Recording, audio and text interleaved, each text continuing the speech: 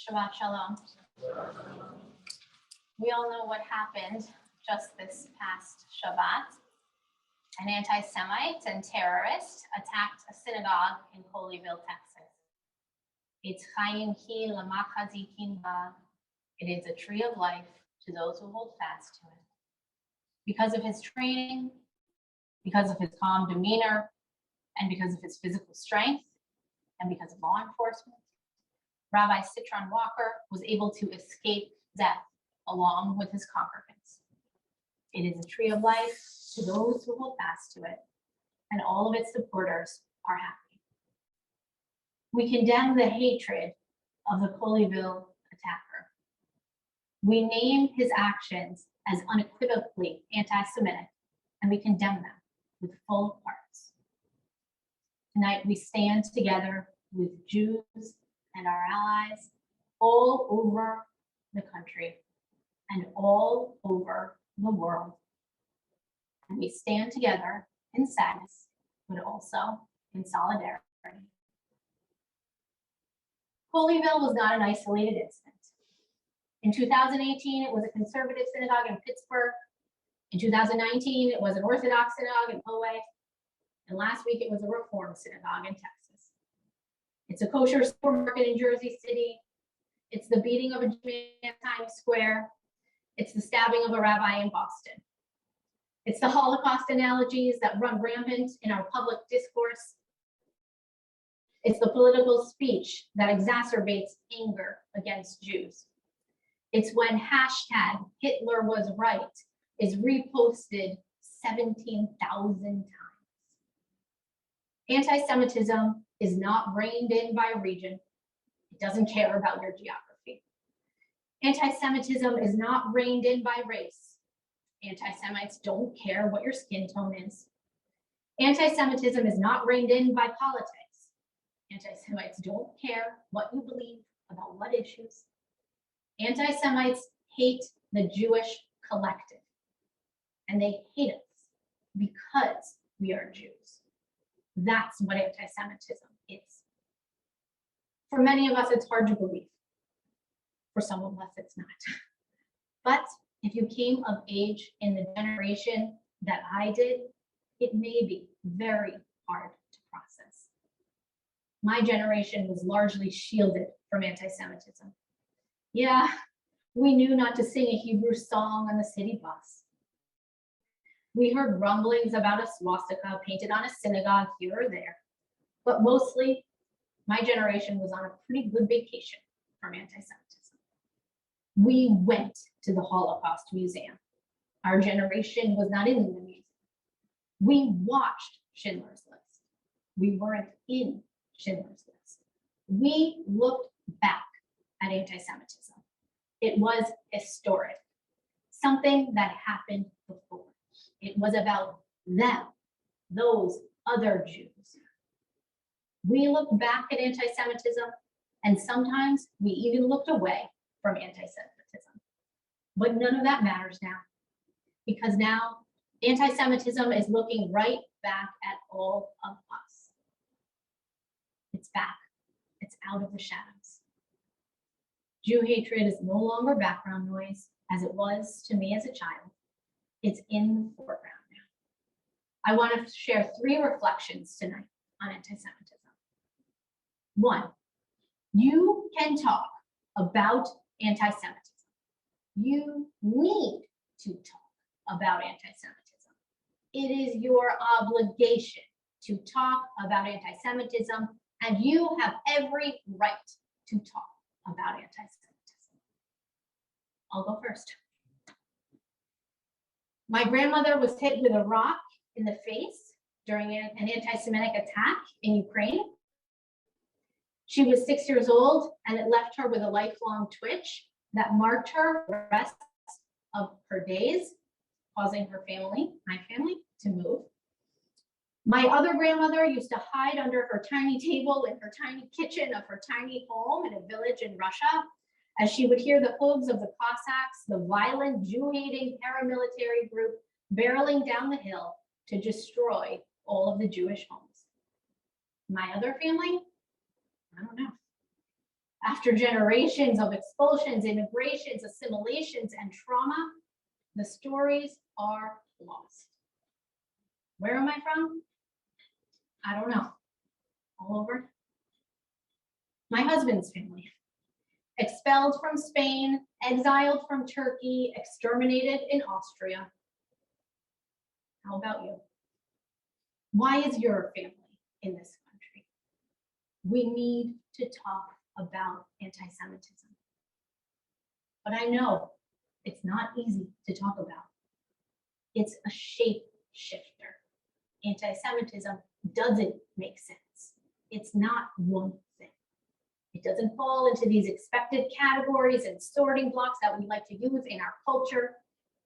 As I said, it's not based on region or race or class or politics. It's based on Jewish. It can look so many different ways. Religious, racial, political anti-Semitism. It doesn't really fit into one of those neat cultural boxes. It's a slippery outlier fueled by a far-ranging coalition of haters, and it feels like you can never fully wrap your hands around it. So maybe that's some of why we hesitate to talk about it. Or maybe we hesitate because many of us feel, and blessedly so, that we have never personally been persecuted. We've never personally felt the sting of anti-Semitism. So some of us feel like an imposter, like we're inauthentic if we were to talk about it. Your life is good. Who are you to claim a troubled history when there are so many other current injustices to fight? But I caution us, because that's the way anti-Semitism breathes. It expands precisely because it can feel like it's not always there. It thrives because we Jews can pretend that we are in a post-anti-Semitism period. Many Jews of the past made that exact same calculation. I believe history has shown it was a mistake then, and I believe it's a mistake. We need to talk about anti-Semitism even when we feel safe. We must find a way. And finally, anti-Semitism can be tricky to talk about because certain parts of the world seem to teach us actively that we shouldn't talk about anti-Semitism. And that tactic is working. Only maybe 18 states in our country require Holocaust education. Half of millennials, those in my generation, can't name a single concentration camp. My peers have never spoken the words Auschwitz or Buchenwald or Dachau. They've never heard of Theresienstadt or Sobibor or Treblinka. They think 2 million Jews were killed in the Holocaust, not 6 million, 1 million of which were children.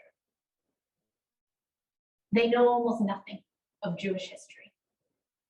Some of that, not all, some of that is on us.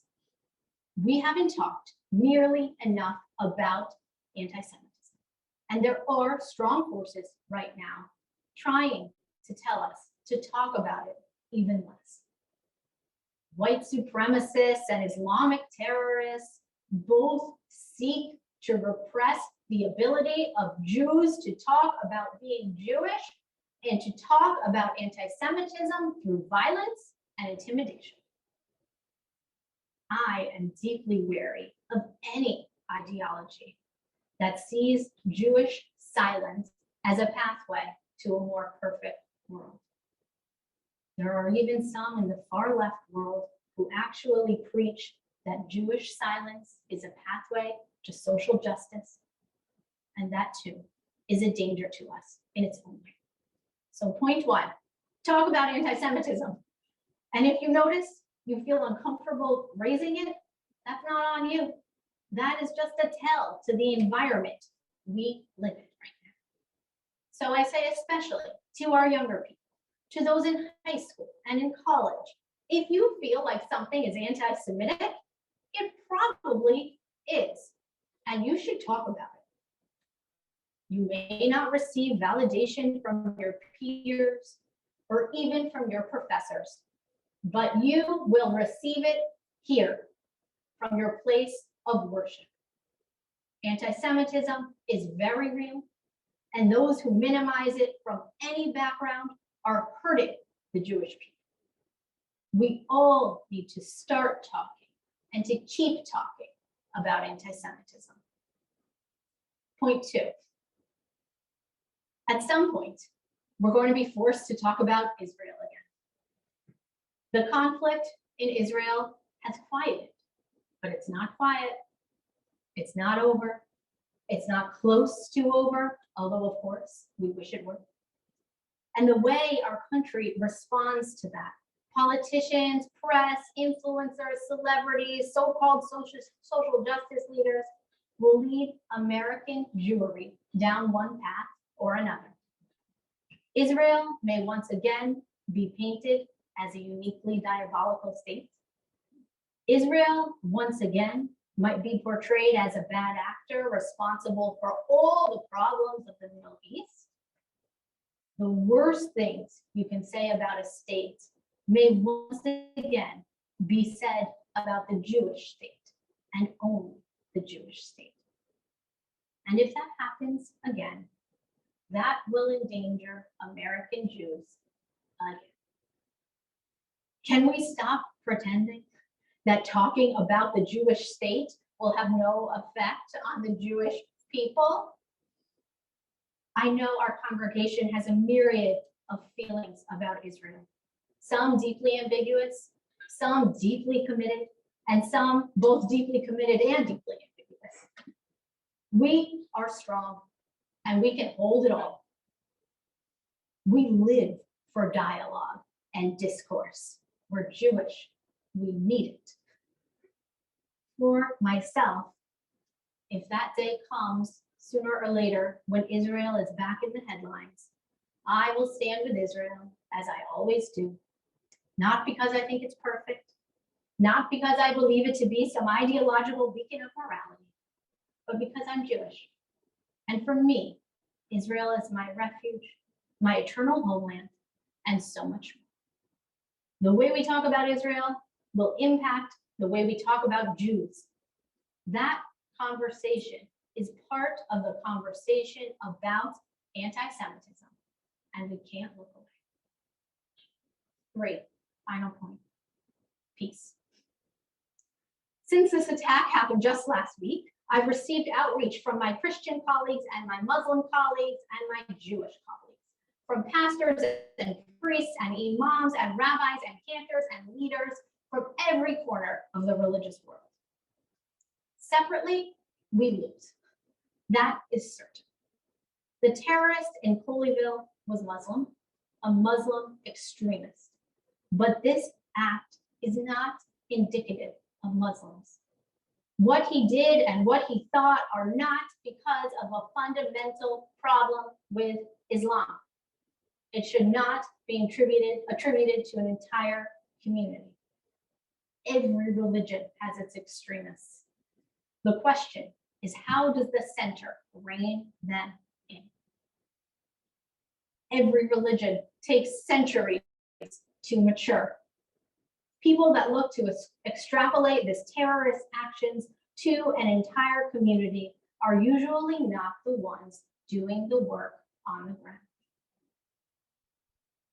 Together, we have a much greater chance of stifling this hate against our people. Our job is to fight anti-Semitism. Our job is not to fight Islam.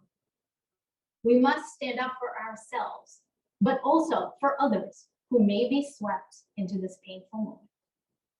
And so we pray for peace tonight, for the Jews around the world and for the world entire. Not by might and not by power, but by spirit alone, may we all live in peace, said the prophet Zechariah. Be like Aaron, loving peace and pursuing peace, said the Talmudic sage Hillel. Seek peace and pursue it. says the Psalms. HaTorah, Hanipret, Shalom, says the Talmud. All Torah is peace. Oseh Shalom Bimrama, Hu Ya'aseh Shalom Aleinu. May God, who makes peace in the high places, make peace for us all. May it be God's will at last to grant peace to the Jewish people and to all people. And together we say, Amen.